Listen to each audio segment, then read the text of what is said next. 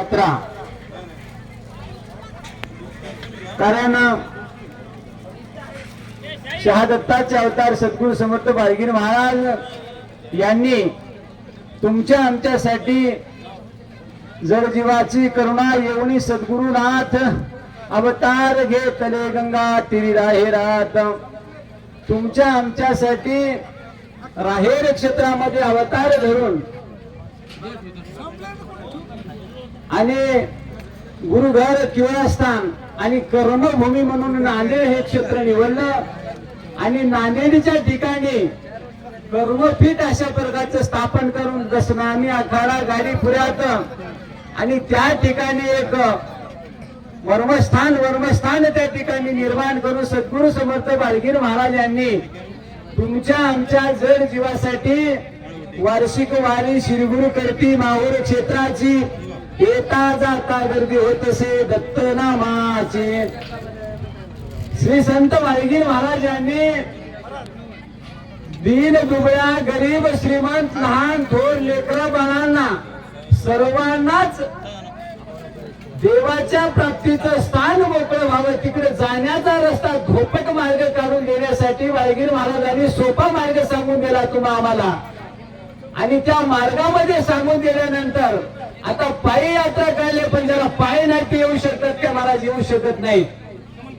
त्यांच्यासाठी सुद्धा ज्याला डोळे नाही त्यांच्यासाठी सुद्धा ज्याला अनेक परीच्या अपंगत्व आहे महाराज त्यांच्यासाठी सुद्धा सद्गुरू समर्थ बाळगीर महाराजांनी जहाज निर्माण केलं महाराज जहाज बुडते हे जण न देखवे डोळा म्हणून कळवळा येतो आहे म्हणून बाळगीर महाराजांनी जहाज निर्माण केलं जहाज म्हणल्यानंतर महाराज तुम्हा आम्हाला सगळ्याला माहित आहे पाण्यामध्ये समुद्रामध्ये तरंगत असते ते स्वतः तरंगत नसून अनेक प्रवाशाला तारत असते महाराज म्हणून सद्गुरू समर्थ बाळगीर महाराजांनी आपण तरुणी तुझी अशी तारिता होय अशा उक्तीप्रमाणे बाळगीर महाराजांनी जहाज निर्माण केलं ते जहाज म्हणजे कोणतं महाराज कारण का त्या जहाजामध्ये बघा सगळीच व्यवस्था असते महाराज काही कोण्या प्रकारची कमतरता नसते जहाज म्हणजे जवळजवळ 1-2 गावाचं जेवढं क्षेत्र असते तेवढ्या क्षेत्रापुरतं जहाज असते त्याच्यामध्ये तुम्हाला लागलेलं काही भेटते पण तेवढं सुद्धा ते पाण्यावर तरंगत जात असते महाराज म्हणून तुमच्या आमच्यासाठी बाळगुरु महाराजांनी काय केले महाराज ज्याला नामस्मरण करायचं आहे नामस्मरण करा नामापर ते तत्व नाही रे अन्यथा वाया व्यर्थ कथा सांडी मार्ग कोण म्हणले महाराज ज्ञानेश्वर माऊली हरिपाठार मध्ये बोलले महाराज कारण का सर्वाचे सार आनंद दातार जीवाचे माहेर आनंद माझे कारण का आपल्या धावत्या दिंडीच्या ओघामध्ये आता रात्रीच कीर्तनाचा प्रसंग झालेला आहे महाराज पण खेदानं म्हणा गुरु महाराजच्या कृपाशीर्वाद या ठिकाणी बोलायला हरकत नाही कारण का आपली दिंडी म्हणजे भरपूर भक्त मंडळीची संख्या असलेली अनुसया माय अत्रिऋषी महाराजांची तर संख्या कमी नाही बाल गोपाळ मंडळी वानर सैन्य सुद्धा आपल्यामध्ये भरपूर आहे महाराज भक्त मंडळीची अशी सेवा देणारे परंतु खेदानं म्हणा लागते आपल्याकडं की रात्रीच्या कीर्तनाला महाराज आता पहिला दिवस होता जाऊ द्या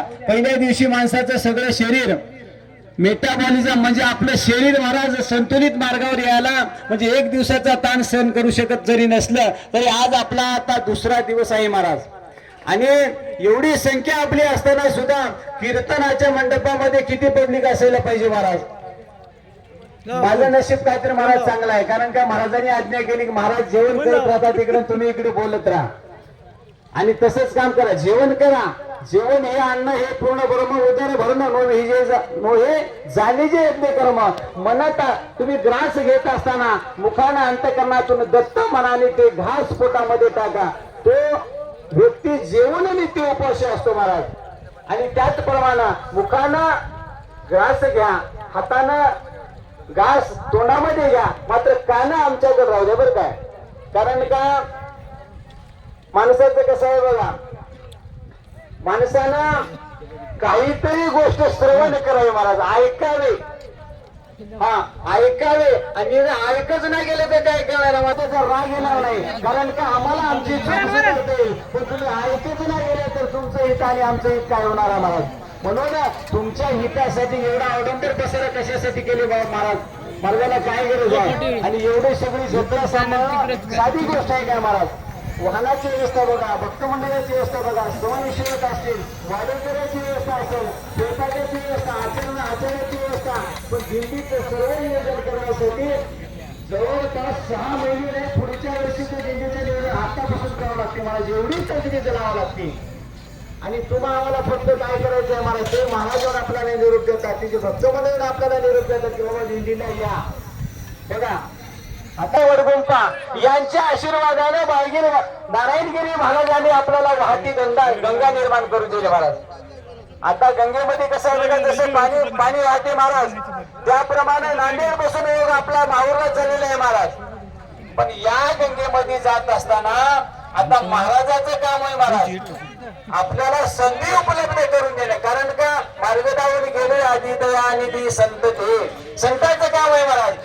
लोक काही केल्यानं ऐकणार तर काहीतरी आपण केलं पाहिजे, या उद्देशानं महाराजांनी हे हातामध्ये घेतलं महाराज. कोणतं काम? हे दिंडीचं काम हातामध्ये घेतले महाराज. किती अनुपम भव्य दिव्य असा दिंडीचा सोहळा आहे महाराज. खरोखर आपले डोळे दिपवणारे एवढा आनंदमय सोहळा आहे. जेवणाची व्यवस्था तुम्ही एका ठिकाणी शांत बसून विचार करा, कोणाला म्हणू नका काय कमी आहे आपल्या दिंडीमध्ये. कारण का जेवणाची व्यवस्था भरपूर आहे, स्वयंसेवकांना आपल्याला मार्गदर्शन करतात, वाहनाची व्यवस्था आहे. हे सगळी व्यवस्था असल्यानंतर महाराज काय फायदा आहे? एवढी व्यवस्था करण्यासाठी आपण कोण्या सहलीला निघाले का? विचार करा महाराज, आपण थोडे बसून बाजूला. अहो एका वर्षाचे 365 दिवस सत्याग्रह पाटील म्हणले होता, 365 दिवसापासून आपल्याला फक्त 8 ते 9 दिवस आपल्याला इकडे करायचे येतात. 9 दिवसामधून महाराज आपण ज्यावेळेस नांदेडून निघाल्या माहूर जात असताना मला संतांनी काय सांगितले महाराज? एका पावलाला एक दत्त म्हणून जर तुम्ही पाऊल उचलल्या तर एका यज्ञाचे पुण्य होते महाराज. संत येडे नव्हते, लक्षात घ्या. संत येडे नाहीत, साधू येडे नाहीत, पण ते येण्याच्या मागे लागल्यामुळे महाराज त्याची किंमत कमी झाली महाराज. पण शेवटी महाराज जगाचे अगवाद सोसण्यासाठी संतांचे उपकार तुमच्या आमच्यावर भरपूर आहेत महाराज. कारण का एवढी व्यवस्था तुमच्या आमच्यासाठी करावी आणि आपण आपलं हित करून घेणं म्हणजे काय म्हणतात महाराज त्याला? म्हणून बाबा सुख नाही कोटे आलिया जन्माशी, हर्ष शोक मानसी करी शिवाया. आपण सुखाचा शोध घेऊ लागल्या पण वास्तविक ते सुख कुठे आहे महाराज? कारण का आपण संसार करता, संसारामध्ये सुख आहे का महाराज? संसार दुःख मोड चोही करे विंगार. बघा रात्रंदिवस तळमळ विश्रांती नाही कोठे, रात्रंदिवस तळमळ रात्रंदिवस चिंता आहे महाराज. म्हणून समर्थ रामनाथ स्वामीने एका ठिकाणी म्हणले, जगी सर्व सुखी असा कोण आहे, विचारी मना तुझी शोधून पाहे. अहो अंतःकरणामध्ये जोपर्यंत माणूस एका ठिकाणी बसणार नाही. आता हे जगात बसल्या जेवण आणि स्मरण एकांत पाहिजे महाराज. कारण का आणि झालं तर लोकांत म्हणजे सार्वजनिकरित्या पाहिजे महाराज. जगासंग जेवलेला महाप्रसाद असतो महाराज. आणि खरं जेवण करायचं असेल, नामस्मरणाचं जेवण करायचं असेल तर एकांत रूपाने आपण एका ठिकाणी बसून मी आलो कशासाठी, माझं काय काम आहे, मी काय केलं पाहिजे आणि काय करून मी काय घेऊन चाललो याचा विचार जोपर्यंत आपण करणार नाही तोपर्यंत आपण जसे होते तसेच राहणार महाराज. आपल्यामध्ये किंचित फरक पडणार नाही महाराज. म्हणून व्यक्तीचा धाव कसा झालेला आहे महाराज? फक्त धावत सुटले, जग सगळे धावत सुटले महाराज. जसं एका कोल्याला वाटलं महाराज वारं सुटलं, पाणी जिकडे तिकडे पाला पडू लागला आणि ते कोल्हे धावत सुटले महाराज. एकदम पळू लागले की जीवाच्या आकांतानं पळू लागला. पुढे काही जंगली पशु त्याला भेटले महाराज. कोल्याला सस भेटलं, का पळाले दादा? काही ना म्हणजे आभाळ पडले आणि पुढे दोघं धावू लागले. पुन्हा अजून मला तिथं अनेक पशु पक्षी भेटत, शिव सुद्धा भेटला, वाघ सुद्धा भेटलं. काय झालं कोल्हे दादा? काही ना म्हणजे आभाळ पडला नाही, ते बी येडं झालं मला, त्याच्या संग पळू लागले महाराज. म्हणून बाबा हो संत तुमच्या आमच्यासाठी ह्याच्यासाठी सांगतात बुडते हे जण. म्हणून असं तुम्ही ऐकू नका, ऐकावे जनाचे करावे मनाचे. कारण का सगळे शास्त्र वाचाव पण काय महाराज असारता कोणी सार घ्यावे त्याचे. परमार्थ कसं आहे महाराज? उगा उठले की सुटले घ्यायची गोष्ट नाही महाराज. कारण काय साधं आहे का महाराज? म्हणतो नवनेता तैसे घे अनंता, वाया व्यर्थ कथा सांडी मार्ग. म्हणून बाबा आपण ज्या कामासाठी 365 दिवसाचा त्याग करून त्याच्यातून आपण 9 दिवस यात्रेसाठी काढून इकडे आल्या. मग इकडे आल्यानंतर आपल्याला बाकीचे दिवस जे उरतात आपण जर घरी गेला तर हे आपल्याला 8 ते 9 दिवसाची शिदोरी महाराज आपल्याला बाकीचे राहिलेले वर्षभर दिवस आपल्या सुवर्णामध्ये राहिले पाहिजे महाराज. आणि तर ती यात्रा तुम्हाला काहीतरी पदरात पडले म्हणायला काय हरकत नाही महाराज. म्हणून बापू खरं सुख शोधायचं असेल, खरं सुख जर आपल्याला प्राप्त करून घ्यायचं असेल तर संतांच्या संगती महाराज मध्ये मिळते महाराज. कारण का संतांनी तुमच्या आमच्यावर थोडे उपकार केले महाराज. कारण का आनंदाचे लेणे लेवणी जगासी लेवविले त्यासी नमन माझे. म्हणून बापूजी पाटलांना फार सुंदर वर्णन केले महाराज. कोणताचं सद्गुरू समर्थ बाळगीर महाराजांनी. तुम्ही बघा अनेक संतांचे तुम्ही असणारं चरित्र काढा, संतांनी केलेली कार्य बघा. इतर सगळ्या संतांपेक्षा सद्गुरू समर्थ बाळगीर महाराजांचं चरित्र काढून बघा किंवा त्याची अवतार कार्यामध्ये केलेली बघा महाराज. तुम्हाला परमार्थाची खरी प्राप्ती, जीवनाचं खरं ज्ञान आणि परम सुख प्राप्त झाल्याशिवाय राहणार नाही महाराज. पण आपण करून घेतलं पाहिजे महाराज. कारण का करणी करेगा तो नरका नारायण बन जाएगा महाराज. महाराजांना काय केले, सगळी व्यवस्था करून दिली महाराज. वाहन टाकायला पिशव्या आहेत, संभाळायला सोयीशिवाय घ्यायचा, मार्गदर्शन करायला बी माणसं आहेत महाराज. हा हे लातूर करा, गणेश पाटील आहेत, सुरेश पाटील रेकॉर्डिंग करा, सगळी सुविधा आहे. पण सगळ्या सुविधा इकडे आहेत महाराज. परंतु तुमच्या अंतःकरणामध्ये दत्त दत्त नामाची जर धुनी असेल, नाम स्मरण असेल तरच महाराज तुम्हाला यात्रेचं फळ प्राप्त होते महाराज. आणि बापू संत सांगली, संत आपल्या सोबत येतात, एवढं परम सुख तुम्ही आता दौडू नका. आता रावसाहेब पाटलांनी सांगितले की बाबा दिंडीमध्ये काहीतरी वाद होऊ लागलाय. आपल्यापेक्षा ज्याला मुंबई म्हणते आपण गर्दीचं मुंबई आहे, मुंबई बरोबर नाही म्हणता. पण तुम्हाला वाटलं तर अनुभव घेऊन बघा. ट्रेन मध्ये गेले तर उतरताना माणसाला माणसं लोटून येतात. तुम्ही लोटून दिल्यासारखे धक्का लागला तरी ते पुढचा माणूस मागे फिरून बघत नाही. कारण का त्याने विचार करते मुंबईमध्ये वेळेला महत्व आहे, वेळ व्यर्थ जाते, त्याला बोलत बसतो तर म्हणून पुढे धावत जाते. आणि तुम्ही तर मला त्याच्यापेक्षा 1000 पटीने तुमचा आमचा वेळ महत्वाचा आहे महाराज. हे 9 दिवस गेल्यानंतर तुम्ही घरी जा, दिंडीमध्ये म्हणत बसत्या लई दिंडी चांगली हो महाराजाची, लई दिंडी चांगली. दिंडी चांगली होय, अन्नदान करणारा चांगला होय, सेवा करणारा चांगला होय, सवय शेवट चांगला होय. तुमच्या पदरामध्ये काय आहे ते बघा महाराज. कारण का आपल्याच पदराची शिदोरी आपल्याला कामाला येते, दुसऱ्याची शिदोरी दिला तर भेटते, द्यायला घेतो तोड बघत बसायला लागते महाराज. म्हणून बाबा संधी आलेली शिदोरी बांधून घ्यायची. तुम्ही संधी सोडू नका, संधीचं सोनं करून घ्या. सुखाचा शोध तुम्हाला घेण्यासाठी ज्या क्षेत्राकडे आल्या, ज्या माहूरच्या वाटेकडे आल्या तर इकडे येऊन आता दुसरा मार्ग धरू नका, वेळ व्यर्थ करू नका. कारण का ही वेळ गेल्यानंतर महाराज, कारण का वेळ फार महत्वाची आहे महाराज. वेळ गेल्यानंतर पुन्हा ही वेळ येईना. कारण का आपला मनुष्य जन्म प्राप्त झालाय महाराज. कसा जन्म प्राप्त झाला महाराज, 184 येऊन फिरून इथं आल्या. नुसतं 184 फिरून नाही महाराज, 4 खाणीमध्ये जन्माला जावं लागते. काही एकट्या दुःखासाठी नियम नाही महाराज. कारण का मी महाराज फलाना दिसता नाही. कारण का दोन्ही पक्ष पायी उद्धरती. देवाजवळ पापी आणि पुण्यवाल्याचा हिशोब नाही महाराज. पापी जरी असला दिगंबर नाम स्मरणापुढे वेगळं काय हिशोबा पुढे मला महाराज. फक्त नाम स्मरण त्याने एकनिष्ठतेने केलं पाहिजे आणि त्याला नामासरशी उद्धार होते महाराज. त्याच्या अंतःकरणाच्या बोंडीच्या देतापासून जर नामस्मरण केला तर दत्त महाराज तुमच्या जवळ आल्याशिवाय राहणे महाराज. नाहीतर उगा महाराजाच्या जवळ भरपूर सेवा महाराज पडला की करला, महाराज बघलेले की दत्त दत्त म्हणला, महाराज बाजूला गेल्यानंतर मुखाला मी दत्त येणारे दुसरं तोंडाला येणारे महाराज. अशा न होईना बापू. कारण का आपल्या अंतःकरणातला भाव, अंतःकरणातली भक्ती असताना आपली असणारे ताजी तवानी जागृत पाहिजे. तरच महाराज 184 फिरून आलेल्या मनुष्य देहाचं हित होती. आणि ते हित करून घेण्यासाठी आपल्याला पुन्हा मनुष्य देह प्राप्ती नाही महाराज. एक येऊन कोटी कोटी फेरा जावं लागते.